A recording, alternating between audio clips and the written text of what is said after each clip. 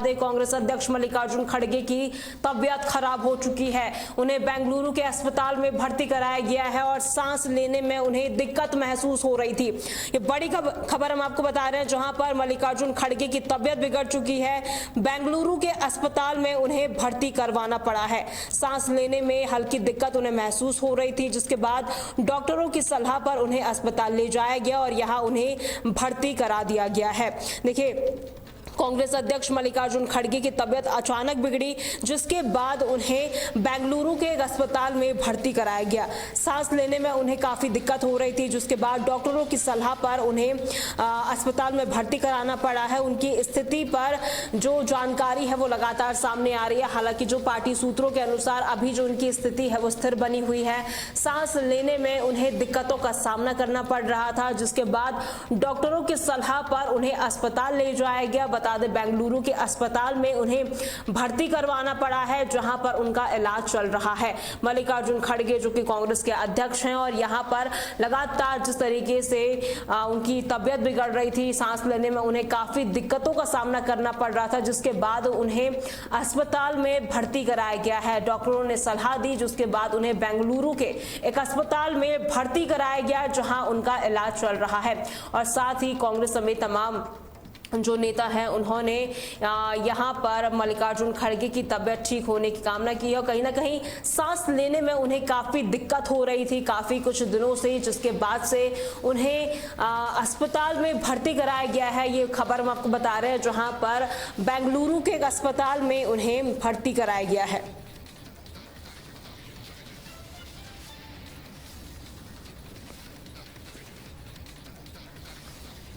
वहीं I love Mohammad के sticker वाले बयान को लेकर काफी ज्यादा जो माहौल है गर्माता हुआ नजर आ रहा है। जिस तरीके से प्रदर्शन भी देखने को मिला और अब जो स्टिकर का मामला है वो भी सामने आ रहा है। ये बड़ी खबर हम आपको बता रहे हैं, जहां पर आई लव मोहम्मद स्टिकर पर विवाद काफी ज्यादा बिगड़ता हुआ नजर आ रहा है। वीएचपी की ओर से बयान जारी किया गया है और साथ ही इसे साजिश करार दिया गया है। देश भर में आई लव मोहम्मद स्टिकर लगाने के मामले पर वीएचपी ने आपत्ति जताई है और साथ ही ये भी कहा है कि हर किसी के वाहनों पर स्टिकर लगाए जा रहे हैं और साथ ही हमें इस साजिश को समझना पड़ेगा। विनोद की तरफ से ये बयान जारी किया गया है, जहां पर आई लव मोहम्मद स्टिकर लगाने के मामले में विश्व हिंदू परिषद ने आपत्ति जताई है। वीएचपी के विनोद बंसल ने इस पर बयान देते हुए कहा कि गाड़ियों को रोककर हर किसी के वाहनों पर स्टिकर लगाए जा रहे हैं और साथ ही उन्होंने इसे साजिश करार दिया है। और साजिश करार देते हुए कहीं ना कहीं जिस तरीके से स्टिकर लगाए जा रहे हैं उसको लेकर काफ़ी ज़्यादा जो माहौल है वो काफ़ी ज़्यादा गर्माता हुआ नज़र आ रहा है। यही वहीं पर उन्होंने इसे एक साजिश करार देते हुए लोगों से इसे समझने की अपील करने को कहा और साथ ही इसे स्टिकर को लगाने को लेकर काफ़ी ज़्यादा हंगामा भी देखने को मिल रहा है। तो ये तस्वीर हम आपको दिखा रहे हैं, जहां पर इसे साजिश करार दिया गया है। आई लव मोहम्मद स्टिकर पर वीएचपी का बयान भी सामने आया है और इसे साजिश करार दिया है। ये तस्वीर आप देख सकते हैं, जहां पर देश भर में आई लव मोहम्मद स्टिकर लगाने के मामले पर विश्व हिंदू परिषद ने आपत्ति जताई है। वीएचपी के विनोद बंसल ने इस पर बयान देते हुए कहा कि गाड़ियों को रोककर हर किसी के वाहनों पर स्टिकर लगाए जा रहे हैं। देखिए, जिस तरीके से बरेली में प्रदर्शन देखने को मिला था, पूरी जगह ये प्रदर्शन देखने को मिला था, उसकी वजह से कहीं ना कहीं अब जो स्टिकर का मामला है वो भी काफी ज्यादा गर्माता हुआ नजर आ रहा है। वीएचपी के विनोद बंसल की ओर से यह बयान जारी किया गया है, जहां पर उन्होंने कहा कि गाड़ियों को रोककर हर किसी के वाहनों पर स्टिकर लगाए जा रहे हैं। उन्होंने ये भी कहा कि साजिश को समझना चाहिए, साजिश करार देते हुए कहा कि लोगों को इसको समझना चाहिए और साथ ही इस स्टिकर को लेकर कई जगहों पर हंगामे होने की खबर भी सामने आई है। देखिए, प्रदर्शन तो हो ही रहा था आई लव मोहम्मद को लेकर, जिस तरीके से जुलूस निकाला जा रहा था, वहीं जब ये जुलूस का मामला शांत हुआ तो यहाँ पर स्टिकर वाला बयान काफी काफी ज्यादा गर्माता हुआ नजर आया। विनोद बंसल की ओर से बयान जारी कर कहा कि उन्होंने कहा कि हमें इस साजिश को समझना पड़ेगा, देश के लोगों को इस साजिश को समझना पड़ेगा।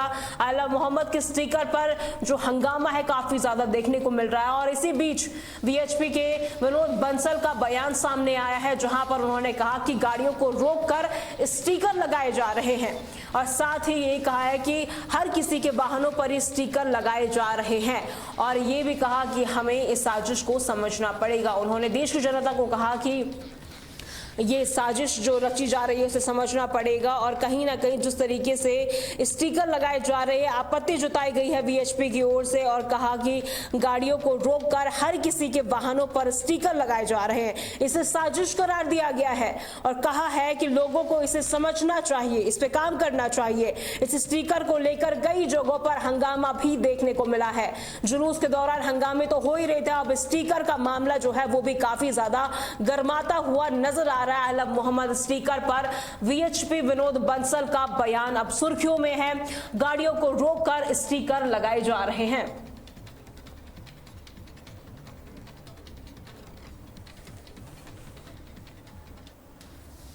वहीं अब तौकीर रजा का समर्थन भी किया जा रहा है। जिस तरीके से बयानबाजी उन्होंने की थी और जिस तरीके से बरेली में प्रदर्शन भी देखने को मिला था, इस बीच बड़ी खबर सामने आ रही है जहां पर AIMPLB ने तौकीर रजा का समर्थन किया है, रिहाई की मांग की है। ये बड़ी खबर हम आपको बता रहे हैं जहां पर all India Muslim personal law board यानी कि AIMPLB ने एक विवादित कदम उठाते हुए हिंसा के आरोपी तौकीर रजा का समर्थन किया है।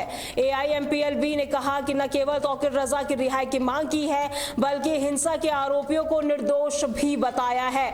यह बड़ा बयान सामने आ रहा है, विवादित बयान सामने आ रहा है जहां पर उन्होंने कहा कि राजनीतिक गलियारों में इसने नई बहस छेड़ दी है। All India Muslim personal law board ने एक विवादित बयान जारी कर कहा है कि जिस तरीके से प्रदर्शन देखने को मिला था तौकीर रजा के बयान के बाद तौकीर रजा का उन्होंने समर्थन किया है। AIMPLB ने न केवल तौकीर रजा की रिहाई की मांग की है बल्कि हिंसा के आरोपियों को निर्दोष भी बताया है। जिस तरीके से बरेली में प्रदर्शन देखने को मिला था, तौकीर रजा की बयानबाजी भी देखने को मिली थी। हालांकि उन्हें यूपी पुलिस की ओर से नजरबंद कर दिया गया था, उसके बाद उन्हें हिरासत में ले लिया गया था और अब कहीं ना कहीं जो all India Muslim personal law board है उन्होंने आरोपी तौकीर रजा का समर्थन किया है और न केवल समर्थन किया है बल्कि तौकीर रजा की रिहाई की मांग की है और साथ ही हिंसा के आरोपियों को निर्दोष भी बताया है। इस बयान ने राजनीतिक गलियारों में एक नई बहस छेड़ दी है।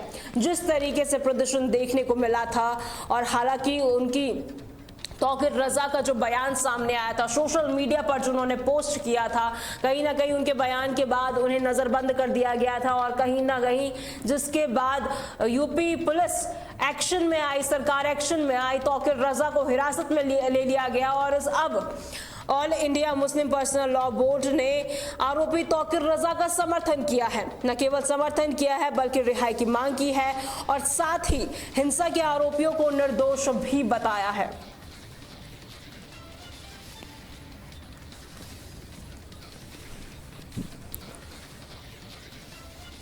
वहीं रुड़की में बिजली चोरी का एक बड़ा खुलासा सामने आया है जहां पर जिस तरीके से बिजली चोरी का जो लगातार आरोप लग रहा था और जिस तरीके से बिजली चोरी देखी जा रही थी उसको लेकर एक बड़ी खबर सामने आ रही है। रुड़की में बिजली चोरी का बड़ा खुलासा हुआ है। उपनल कर्मी पर मुकदमा दर्ज किया गया है। उत्तराखंड के रुड़की जिले के मंगलौर स्थित नारसन में बिजली घर में बिजली चोरी का एक मामला सामने आया है जहां पर इस चोरी में बिजली विभाग में उपनल से तैनात एक कर्मी के खिलाफ मुकदमा दर्ज किया गया है। लंबे समय से बिजली चोरी करने का आरोप लगा था।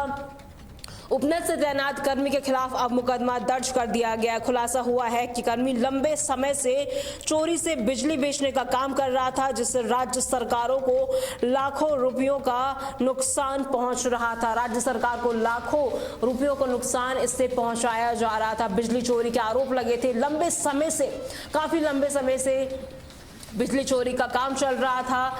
जो बिजली विभाग में ही उपनल से जो तैनात कर्मी है वही इसमें शामिल है। मुकदमा दर्ज उसके खिलाफ किया गया है। नारसन ब्लॉक मंगलौर का ये पूरा मामला है जहां पर उपनल से तैनात कर्मी के खिलाफ अब मुकदमा दर्ज कर दिया गया है। आगे की कार्रवाई चल रही है। राज्य सरकार को इससे लाखों का नुकसान भी हो रहा था। ज्यादा जानकारी के लिए अरशद की ओर रुख कर लेते हैं। फोनों से हमारे साथ जुड़ चुके हैं अरशद, क्या कुछ अपडेट सामने आ रही है?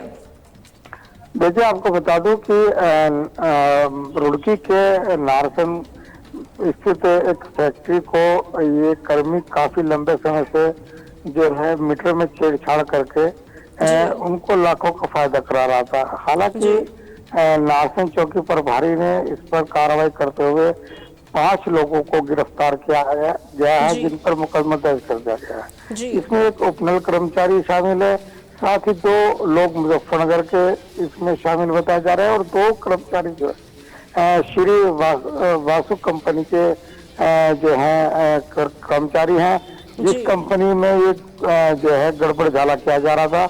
इसको लेकर कहीं ना कहीं बड़ा खुलासा जो है पुलिस की तरफ से किया गया है। जी देखिए, जो उपनल से तैनात कर्मी है उस पे आरोप लगे हैं कि कहीं ना कहीं वो ही बिजली चोरी में शामिल था। तो ये जो आरोप लगे हैं, कितनी सच्चाई है इसमें अरशद? देखिए, अभी ये तो जांच के बाद ही पता चल पाएगा, पर जिस तरह से पुलिस का कहना है कि जो ये उपनल कर्मचारी था, कंपनी को ये जो है मीटर में छेड़छाड़ करता था और उसके बाद कंपनी जो है इसमें काफी जो है बिजली की चोरी कर रही थी, जिसको चलते जो है रास्ताओं का लाखों रुपए का नुकसान हो रहा था। वहीं एक बड़ा खुलासा माना जा रहा है, क्योंकि जहां एक और विद्युत कर्मी जो है ग्रामीणों पे या छोटे मोटे गरीब लोगों पर जो है बिजली चोरी के आरोप लगाकर उनके कनेक्शन तक काट देती है, वहीं खुद बिजली कर्मी इसमें शामिल होते हुए जो है बड़ी कंपनियों को इस तरह से बिजली चोरी कराने का काम कर रहे थे। तो कहीं ना कहीं इनके साथियों को भी अरेस्ट किया गया। हालांकि अभी पूछताछ जो है इनसे की जा रही है, तो एक बड़ा मामला खुलकर ये सामने आएगा। जी पुलिस की ओर से अब क्या कार्रवाई की जा रही है, क्या कदम उठाया गया है अरशद? आपको बता दूं कि पुलिस की तरफ से फिलहाल उपनल कर्मचारी सहित 5 लोगों पर मुकदमा दर्ज किया गया है। वहीं अभी जो इस संबंधित मामले में जो विद्युत कर्मी हैं, सभी बड़े अधिकारी इस मामले में बचते नजर आ रहे हैं और कहीं ना कहीं अगर बड़े स्तर पर जांच की जाए तो इसमें कुछ अधिकारी भी जो है जांच के दायरे में आ सकते हैं। जी बहुत बहुत शुक्रिया अरशद हमारे साथ जुड़ने के लिए।